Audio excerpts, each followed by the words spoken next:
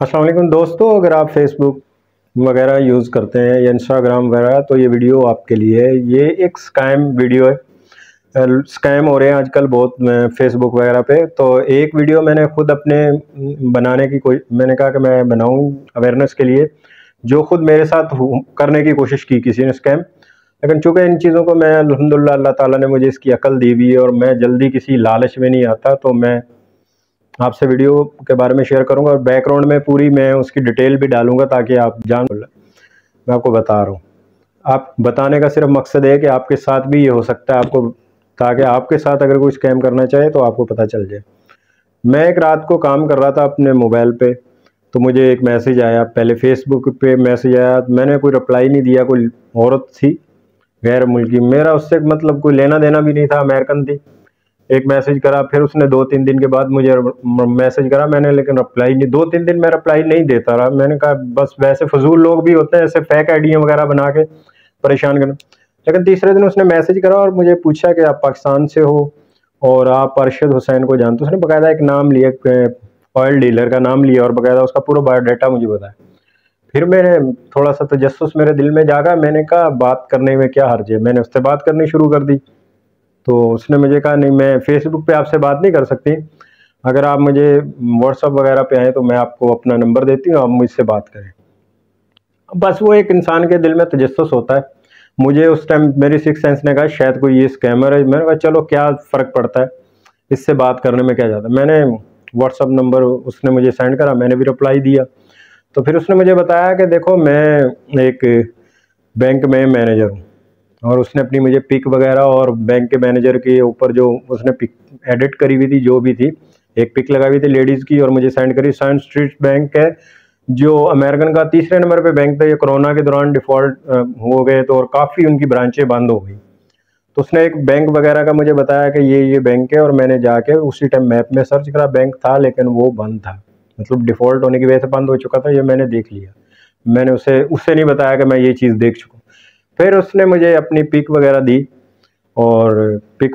और आइडेंटिटी दी। मैंने वो पिक को भी गूगल में जाके, आपको पता है अब तो गूगल ने काफ़ी आसानियां कर दी। अब क्रोम में जाएं तो किसी की भी पिक डालेंगे तो पूरा डेटा आ जाएगा। मैंने कहा मैं ये चेक तो करें, ये जो अपनी आइडेंटिटी बता रही है ये सच है ये झूठ है। जब मैंने वहाँ पे डाली तो वो कैलिफोर्निया की एक रियासत, कैलिफोर्निया अमेरिका की एक रियासत की एक पॉलिटिशियन थी जो काफ़ी पॉपुलर थी। उसने की जैसे ही मैंने जाके गूगल पे देखा तो उसकी इंस्टाग्राम की पूरे वेबसाइट खुल गई। उसके इंस्टाग्राम पे तकरीबन मेरे ख्याल में 1K या 1K प्लस फॉलोवर वगैरह थे। मैंने वो देख ली, तसल्ली कर ली। मैंने कहा ये फेक है जो भी है। मैंने कहा चलो अब बात करते हैं, देखते हैं ये क्या क्या स्कैम है इसका। अब उसने मुझे बोला कि देखो वो अरशद ऐसा था, एक डीलर था पाकिस्तानी ऑयल का, बहुत प्रॉपर्टी टाइकून था। उसने बैंक में उसके अच्छे खासे पैसे थे, लेकिन आपको शायद पता नहीं है उसकी एक्सीडेंट में मौत हो गई। मैंने कहा अच्छा। मैंने मतलब दिलचस्पी नहीं दिखाई, उसने चैट से अंदाजा लगाया। उसने फिर उसकी डेथ सर्टिफिकेट मुझे सेंड कर दिया। वो मैं सब बैकग्राउंड में आपको दिखाता रहूँगा। मैंने देख लिया, मैंने कहा हाँ ऐसा शख्स तो है, लेकिन मैंने उसको सर्च नहीं करा। फिर उसने कहा कि इसके 22 मिलियन डॉलर पड़े हुए बैंक में, और बैंक वाले ढूंढ रहे हैं कि इसका कोई वारिस जो पाकिस्तान में हो, रिलेटेड हो, हम उस तक पहुँचा सकें। तो मैंने कहा फिर मैं इसमें आपकी क्या मदद कर सकता हूँ। उसने कहा कि उसका कोई नहीं है रिलेटेड, 2005 में उसकी डेथ हुई, अब 12-13 साल हो चुके हैं, इस बात को ज़्यादा हो चुके हैं। तो आप ये दावा करें कि आप उसके रिलेटिव हैं तो मैं ये कर सकती हूँ, आपको फ़ंड दिला सकती हूँ। मैंने कहा ऐसा मुमकिन नहीं है, ऐसा कुछ है नहीं। दूसरी बात ये है कि मैं ऐसा क्यों करूँगा। मैंने उसे मना कर दिया। मैंने कहा यार इतना तो मेरे पास टाइम है नहीं कि मैं तुम्हारे साथ ये सारा करूँ और किसी मुसीबत में फंस जाऊँ। लेकिन उसने 2-3 दिन मुझे मुकम्मल इस बात पे फोर्स करा। फिर मैंने कहा चलो थोड़ा सा तफरीह करने में क्या जाता है। और ये तो मुझे अच्छी तरह पता है कि आप किसी से पैसे ऐसे निकलवा नहीं सकते, क्लेम कर नहीं सकते। उसने कहा नहीं, मैं मेरे बैंक में तल्लुकात हैं, मैं ये तो नहीं उसे बता रहा था कि तुम्हारी आइडेंटिटी मैं देख चुका हूँ, तुम फेक हो। लेकिन मैंने कहा चलो थोड़ा सा मज़े लेते हैं और थोड़ी स्टोरी पता करते हैं ये हो रही है। और मैंने नेट पे भी जाके देखा तो इस तरह के स्कैम पाकिस्तानियों के साथ हुए।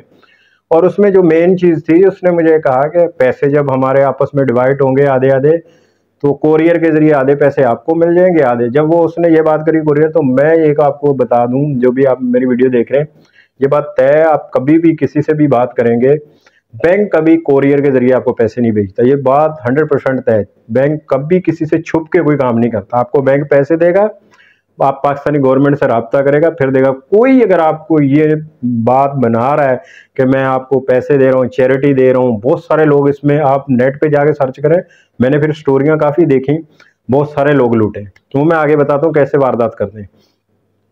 उस औरत ने मुझे इस बात पे मैंने उसे एक बात बताई, उसने फिर मेरे बारे में मालूमात लेने की मैंने उसे थोड़ी सी फेक मालूमात दी। मैंने कहा मैं बिल्कुल बेरोजगार हूँ, मेरे पास काम नहीं है और मैं फारिग बैठा हूँ। तो उसने कहा तुम सही आदमी हो, तुम इस काम तुम्हारी भी ज़िंदगी संवर जाएगी और मेरी भी ज़िंदगी संवर जाएगी, हम दोनों मिलके अपने आप को। मैंने उसे काफ़ी टटोलने की कोशिश की, मुझे इससे आइडिया उसको कि पाकिस्तानी इस काम में मुलव्वस नहीं है उसके साथ। मैंने डिटेल निकालने की इस बात पे काफ़ी उसको उर्दू में भी बात करने के, लेकिन वो 100% मेरे साथ इंग्लिश में ही बात कर रही थी, इंग्लिश के अलावा उसको लैंग्वेज समझ में नहीं आ रही। अब उसने मुझे बताया कि देखो तुम मुझे एक पहले मेल दी, वो मेल भी फेक थी, बैंक की मेल थी, बाहर ऐसा लग रहा है, लेकिन मैंने उसको जाके अच्छी तरह चेक करा, फेक बनाई हुई है। बोले इस पर मुझे मेल सेंड करो। मैंने मेल पहले तो 2-3 दिन सेंड नहीं करी, वो होशियार थी बहुत, उसने मुझे फोर्स करा। जब मैंने मेल सेंड करी, मेल चली गई। फिर उसने मुझे रिप्लाई मेल दी और कुछ डॉक्यूमेंट कहा कि आप आइडेंटिटी दी। मैंने कहा ठीक है, मेरे पास तो आइडेंटिटी थी नहीं उस तरह की कोई। मैंने फिर उसको वापस फैक्स करा, मैंने कहा ये मुझे इस तरह की मालूमात के लिए। बोला कोई टेंशन नहीं लो, मेरे पास सारी मालूमात। और उसने बाखुदा सारी वो मालूमात, वो सारे पेपर मैं आपको पीछे दिखाऊंगा। उसने मुझे आइडेंटिटी दी, मैंने वही सारे उठाए और आगे सेंड कर दिए उस पर, जैसे जैसे वो मुझे हदायत देती रही, क्योंकि मुझे उसमें कोई ऐसा मसला लग नहीं रहा था जो मेरे ऊपर परेशानी बने। मैंने वो करा। मैं सिर्फ ये जानना चाह रहा था कि पैसे वो मुझसे कैसे निकलवाती। मुझे ये तो पता था वहां से कोई पैसा नहीं आने वाला, बैंक कभी भी आपको कोरियर कर, लेकिन मैंने कहा ये देखूं कि ये मुझसे पैसे कैसे निकलवाती, स्कैम क्या है असल, जो मैं देखना चाह रहा था। उसने जब मुझे IMF को खत लिखने को कहा कि भाई बैंक ने पहले मुझे मेल करी कि आप IMF को खत लिखें, आप अपना फंड लेना चाहते हैं, ये वो है जो आप वारिस हैं। मैंने उससे कहा मैं तो इस नहीं लिख सकता, ना मुझे पता है कैसे लिखना है। उसने कहा ये भी मैं लिखता हूँ। उसने मुझे एक लेटर लिख के दिया, उसने कहा आप ये मेल पे सेंड कर दें। वो सब उस स्कैम था, सब जगह जाली मेलें थी। बाहर ऐसा लग रहा था वो IMF के पास जा रहा है, मोनोग्राम वगैरह सब लगाए हुए थे उसने, लेकिन वो आप भी जानते बन सकते हैं, कोई इतना मसला नहीं, सब फेक था। उसने मुझे जब कहा, हर चीज़ वो इस तरह कर रही थी कि कोई पढ़ा लिखा बंदा भी उस ट्रैप हो जाता है, कि वो देखता हर मोनोग्राम ये वो सब सही लगा हुआ था, स्टैम्प हुई हुई। आप जब बैक में देखेंगे आपको समझ आ जाएगी। तो उसने मुझे कहा कि देखो, अब उन्होंने वकील करने का कहा और $30,000 उस वकील की फीस है। मैंने कहा मुझे तो आपको पहले ही बताया था मेरे पास पैसे नहीं। उसने कहा मेरे पास $17,000 है, $15,000 मुझे और बाकी $13,000 और करने। उसने पहला तीर चलाया, मैं समझा, मैंने कहा ये मुझसे पैसे मांगेगी, अब $15,000 बहुत होते हैं। तो उसने चेक करने के लिए कि कितनी बड़ी पार्टी है, क्योंकि उसको कुछ मेरी पिकें ऐसी गाड़ी वाड़ी में मिली हुई थी, तो इतना वो समझ रही, इतना उसको पता था कि इसके पास पैसे हैं। फिर उसने जब मुझे टटोला, मैंने कहा मैं तो नहीं कर सकता ऐसे पैसे, ठीक है डील कैंसिल। 1-2 दिन उसने मुझे कहा कि यार मैं डील ये हासिल करना चाहती हूँ, मेरे बच्चों के मुस्तकबिल का सवाल, मैं बहुत परेशान हूँ, मैं पहले भी लोन ले चुकी हूँ, तुम मेरा साथ दो, मैं ये पैसे कर लूँगी। मैंने कहा ठीक है कर लो, मैं सेंड कर दूंगा। उसने एक झूठी स्लिप बनाई $30 की और एडवांस लिया, मैंने बैंक से लोन लिया और वो मुझे लिख के दिया, और उसके पेपर वेपर भी उसने जाली तैयार करे और बैंक के वो मुझे दिखाए और मुझे सेंड करे, बोली ये मैंने लोन लिया और ये मैंने उनको सेंड कर दिया। और मुझे एक स्लिप सेंड करी, बोली अब ये स्लिप बैंक को लगा के मेल कर दें। मैंने कहा ठीक है, मैंने मेल करी, बैंक से रिटर्न मेल आई कि ठीक है आपका फंड एक्सेप्ट हो गया, अब आप अपना आइडेंटिटी दें, ये दें। फिर उसने मुझे कहा कि आप अपना एड्रेस वगैरह दें, आपको कोरियर। मैं इस चीज़ को तो मानने को था, मैंने कहा देखें कोरियर वगैरह पे कोई चीज़ नहीं आती बैंक की। अगर बैंक ने पैसा देना है तो आप मुझे बताएं, मैं अकाउंट के जरिए लूंगा, जो लीगल है। मेरी पाकिस्तान गवर्नमेंट को पता चलना चाहिए। अगर ये पैसा आ भी जाएगा और गवर्नमेंट को नहीं पता, या मैं किसी ऐसे आने के, तो वो तो पैसा ही मेरे गले की फंदा बन जाएगा, मेरे लिए अजाब बन जाएगा। मैं कैसे शो कराऊंगा ये पैसा मेरा है। मैंने कहा ऐसा कुछ नहीं है। नहीं, फिर उसने मुझे फोर्स करा, प्लीज़ आप करें, वो पैसे मैं आपसे ले लूँगी। मैंने कहा चलो देखता हूँ, हो सकता है शायद कोई पाकिस्तानी मुलव्वस हो। मैंने अपने एक दोस्त पुलिस वाले और एक कानूनी मशीर से बात करी, मैंने कहा देखो इस तरह का। उन्होंने कहा ये तो अच्छी बात है, आप साथ दें तो ये अगर कोई पाकिस्तानी मुलव्वस होगा कोरियर वाला वगैरह, क्योंकि मैंने 1-2 स्टोरियाँ देखी थी उर्दू वन वगैरह पे जाके, तो वो बाकायदा उन्होंने प्लान करके पाकिस्तानी भी मिला हुआ होता है। मैंने कहा चलो इस तरह इनका पकड़ा जाए। तो वो जब उसने बोला कि नहीं कोरियर वाला नहीं आएगा, कोरियर वाले को आपको $1000 सेंड करना है, मैंने कहा मैं तो नहीं कर रहा, मेरे पास तो $1000 पिछले मैंने कभी देखा ही नहीं, ना मेरे पास है। बहुत उसने मुझे इस पर ट्राई करा, बहुत कुछ बोला, बड़े वास्ते मैं अपना सब कुछ बेच चुकी हूँ। मैंने कहा ऐसा कुछ नहीं। और ये बात आपको मैं सिर्फ इसलिए बता रहा हूँ कि ये स्टोरी चलाई जा रही है बाकायदा, ये FB पे बहुत सारे लोग इसका शिकार हुए हैं, बहुत सादा लोग हैं। जब वो ये सारी डॉक्यूमेंट वगैरह देखते हैं, पढ़े लिखे भी किसी को दिखाते भी हैं, तो वो यही बोलता हाँ ये तो बैंक की है डॉक्यूमेंट। तो आप कभी भी इस चक्कर में, लालच एक ऐसी चीज़ है जो आपको अंधा कर देती है। ये बात आप याद रखना, जो पैसा अल्लाह ताला ने आपके नसीब में लिखा हुआ ना वो आपको मिलेगा।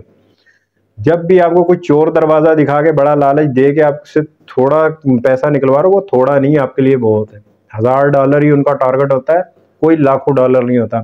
ऐसे बहुत सारे मैंने एक वाकया और भी देखा, नेट पे मैंने हज़ारों वाकया देखे। ये बेरहम लोगों का रिएक्टर है, आप इनको पहचाने। मैंने वीडियो सिर्फ इसलिए अवेयरनेस के लिए बनाई थी, पूरी डिटेल में पीछे बैकग्राउंड में चलाऊंगा।